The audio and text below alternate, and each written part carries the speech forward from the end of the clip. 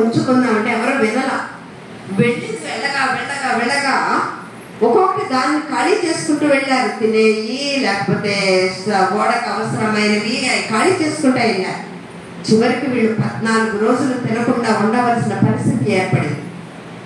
తినడానికి లేక ఉన్నన్ని పడేసి సముద్రంలో. అదే పౌలు మాట వింటే దేవుడు పౌలుకి చెప్పారు, కానీ పౌలు మాట దేవుడు మాటగా వాళ్ళు యాక్సెప్ట్ చేయలే.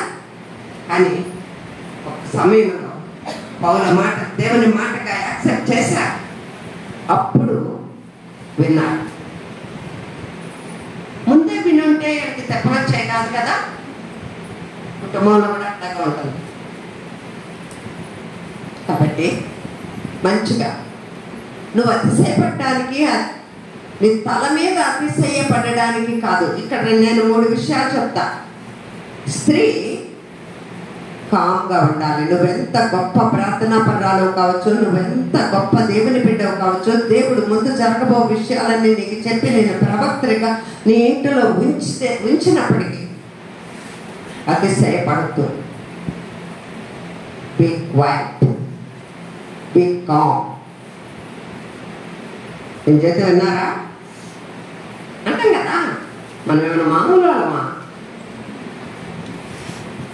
సిచ్చు పెట్టేదే మనం. ఏమనుకోవాలండి మన మాటలే కుటుంబాలకు చిచ్చు పెట్టేది. మాటలు ఎంత తక్కువ మాట్లాడడానికి మంచిది. అందుకే సంఘాలకు వచ్చిన స్త్రీలతో చెప్పాడు పౌలు, అమ్మాయిలు మీరు నోరు మూసుకుని ఉండండి. ఇక్కడే కదా, ఇంట్లో కూడా.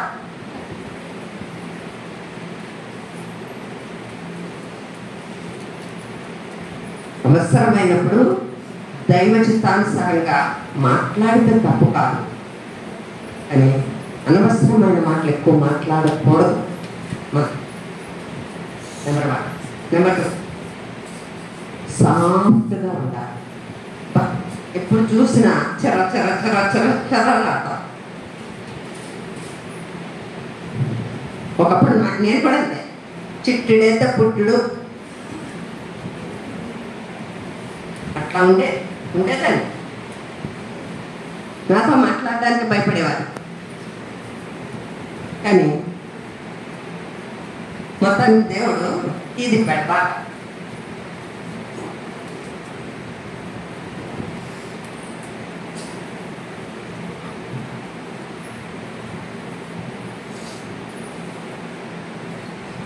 నీట్గా, సున్నితంగా, సాఫ్ట్గా మాట్లాడు. సాఫ్ట్ అనుకుంటున్నారేమో, ఈ మాట కత్తలేదు అనుకో. మరి మనకు కావాలిగా మోడల్.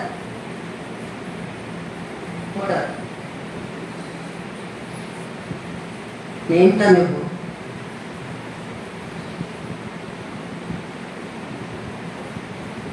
దేవుని బిడ్డవనే సంగతిని మర్చిపోవాలి. దేవుని ప్రతినిధివి అనే విషయాన్ని మర్చిపోవాలి. ఆ విషయాన్ని గ్రహించుకుని జీవిస్తే నీ విలువ ఎంతో పెరగటం మాత్రం కాదు, విలువ పెరిగినా పెరగకపోయినా నీ నుంచి నీ బిడ్డలు ఎంతో నేర్చుకుంటారు. నీ కుటుంబానికి గొప్ప దీవెన రాబోతుంది.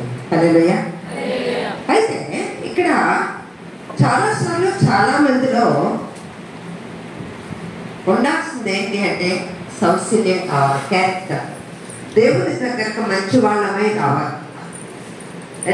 మనల్ని ఉన్నట్లుగా దేవుడు మనల్ని స్వీకరించాడు. నేను నిజంగా చెబుతున్నా, ఈ రోజున ఉన్నట్లుగా నీ స్వభావం నీ భర్తకో, నీ బిడ్డలకో, నీ తల్లిదండ్రులకో తెలిస్తే, దేవుడికి కనబడినంత తేటగా కనబడితే వాళ్ళు చూపించే ప్రేమ అట్లా చూపిస్తారని మీరు అనుకుంటున్నారా? అంటే మనం ఏం చేస్తున్నాం? లోపల మరొక వ్యక్తి, మరొక స్థితి ఉంది. కానీ ఆ స్థితి ఎవరికి తెలుస్తుంది? అయినా దేవుడు ప్రేమిస్తున్నారా? అది దేవుని ప్రేమకి విశిష్టత. అట్లా ఉండదు. అట్లా ఉండదు. దేవుని ఎదుట, మనుషుల ఎదుట నువ్వు ఒకే ముఖము కలిగి ఉండడానికి ప్రయత్నించు. మంచి వాళ్ళంగానే ఉండాలి. ఒకప్పుడు మంచిదాన్ని కాదు నేను, కానీ దేవుడు నన్ను మంచిదానిగా మార్చడం, మలచడం మొదలుపెట్టారు.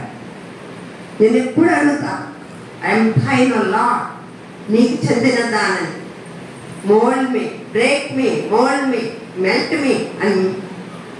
మోల్డ్ మీ, వెరకొట్టు, కరిగించు, నన్ను ఒక రూపంలో తీసుకురా. ఇదంతా తీసి కాదు, కానీ దేవుని రూపము, దేవుడు ఉద్దేశించిన రూపము నాన్నకి రావాలి. అది దేవుని ఉద్దేశం. అందుకని నేను ఆయన చేతికి అప్పగించుకోవాలి. ఒక శిల శిల్పకారుని చేతిలో ఉన్నప్పుడు శిల్పకారుడు దాని మీద ఉపయోగించే ప్రతి ఆయుధానికి అది అప్పగించుకున్నది. పుయ్యో మొర్రో అయ్యో బాగో అంటే శిల్పకారుడు చెక్కలేడు. దేవుని చేతిలో ఒక అందమైన శిల్పముగా మనసపడుతున్నావు. మనసపడడానికి దేవుడు తన చేతిలోకి నిన్ను తీసుకున్నాడు. ఉన్న కొద్దీ మన సౌశీల్యం, క్యారెక్టర్ బెటర్ అవ్వాలి. Day by day. నేను అంటాను డే బై డే కాదు, ఆర్ బై ఆర్. నిన్నటికంటే వాడు బెటర్గా ఉండాలి, ఇంతకుముందు గంటకంటే ఇప్పుడు నేను బెటర్గా ఉండాలి. నా క్యారెక్టర్లో, నా భక్తి విధానంలో ఇది దేవుడు నా నుండి ఎక్స్పెక్ట్ చేస్తున్నాడు. నా నుండే కాదు, మీ నుండి కూడా ఎక్స్పెక్ట్ చేస్తున్నది, దేవుడు ఆశిస్తున్నది ఇదే. నేను మార్మల్స్ పొందారండి. పొందావు 20 ఏళ్ల నాడు, పొందావు 4 ఏళ్ల నాడు, పొందావు సంవత్సరం నాడు. మరి మిగిలిన ఇవాళ ఏంటి పరిస్థితి? ఆగిపోయింది అక్కడ ఆగిపోతే ఏంటో తెలుసా? అయితే ప్రాణం పోయి ఉండాలి, లేకపోతే కొమ్మనకన్నా పోయి ఉండాలి. నన్ను మన్నించండి, భక్తిలో నేను మాట్లాడుతున్నా. ఆధ్యాత్మికంగా ఎదుగుదల లేదు, చలనం లేదు, అక్కడే ఉన్నా కాదు. బ్రతికి ఉన్నాము అంటే మార్పు అనేది కనబడాలి, అది రావాలి. మంచి కొరకైన మార్పు. ఈమెలో ఆ మార్పు కనబడింది కనుక 40 సంవత్సరాలు ఆమె న్యాయాధిపతిగా ఉంది, ప్రవక్త్రిగా ఉంది. తలాంతులు, వరాలు అనేది దేవుడిస్తారు, కానీ క్యారెక్టర్ అనేది మనం బిల్డప్ చేసుకోవాల్సింది. మనకు మనం రూపుదిద్దుకోవాలి. నేను దేవుని బిడ్డని, నేను ఇలా ఉండాలి, నేను ఇలా వ్యవహరించాలి, నేను నన్ను బెటర్ చేసుకోవాలి. నాకు ఈ రోజు ఇచ్చింది, ఈ గడి ఇచ్చింది, నన్ను నేను బెటర్ చేసుకోవడానికి. అంతేనా? దేవుడు మనకి ఇచ్చింది రోజు గడియ విమర్శించడానిక. వాళ్ళు ఎట్లా లేరు, ఇట్లా లేరు, అదే నన్ ఆఫ్ అవర్ బిజినెస్. అది మనది కాదు, అది దేవుడు చూసుకుంటాడు. తీర్పు తీర్చడానికి మనం ఇక్కడ లేము. మనలను మనము తీర్పు తీర్చుకుని ఎంత బెటర్ చేసుకోగలిగితే అంత బెటర్ చేసుకోవడానికి దేవుడు మనకి మరొక సంవత్సరాన్ని ఇచ్చారు, మరొక నెలనిచ్చారు, మరొక ఫ్రెష్ వీక్ని ఇచ్చారు, ఫ్రెష్ డేని ఇస్తున్నారు. దాన్ని మనం యూటిలైజ్ చేసుకోవాలి, వాడుకోవాలి, సద్వినియోగం చేసుకోవాలి. రైట్? తలాంతులు, వరాలు దేవుడిచ్చే, కానీ మన జీవితంలో మన క్యారెక్టర్ని మనము మాత్రమే బిల్డప్ చేసుకోవాలి. దేవుడు వరాలు ఇచ్చినా ఇవ్వకపోయినా, తలాంతులు ఉండొచ్చు, మీరు చాలా టాలెంటెడ్ పీపుల్, మీ పాటలు విన్నా మీ ప్రభువుని ఎంతో స్తుతించా. అదే మీ పశ్చిమ గారితో కూడా నేను అన్నా, సో టాలెంటెడ్, చక్కగా పాడారు.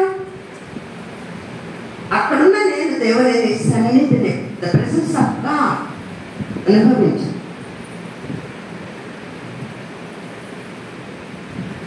సరే, దేవుడు చక్కని వరాలు ఇచ్చారు, తలంతులు ఇచ్చారు. రైట్? ఒకవేళ ఇవ్వకుండా ఎవరు లేరు, కాకపోతే సమయం వచ్చినప్పుడు అది బయటపడతాయి. దేవుడు ఇచ్చిన ఇవ్వకపోయినా జీవితం నేర్పించే పాఠాలు నేర్చుకోవాలి, దేవుడు నేర్పించే పాఠాలు నేర్చుకోవాలి, వాక్యం నేర్పించే పాఠాలు నేర్చుకోవాలి, పిల్లలు నేర్పించే పాఠాలు నేర్చుకోవాలి. వీటిని నేర్చుకుంటూ మనల్ని మనం బిల్డప్ చేసుకోవాలి. నాకంటే చిన్నదారు నువ్వు నాకు చెప్పచ్చావా, గుడ్డు వచ్చి పిల్లలకి తెలుస్తుందంట అనబాకంటే. దేవుడు ఎవరి ద్వారా అయినా నేర్పిస్తారు, కొన్నిసార్లు అన్య జనుల ద్వారా మనకు నేర్పిస్తారు. అవునంటారా? అవునంటారా?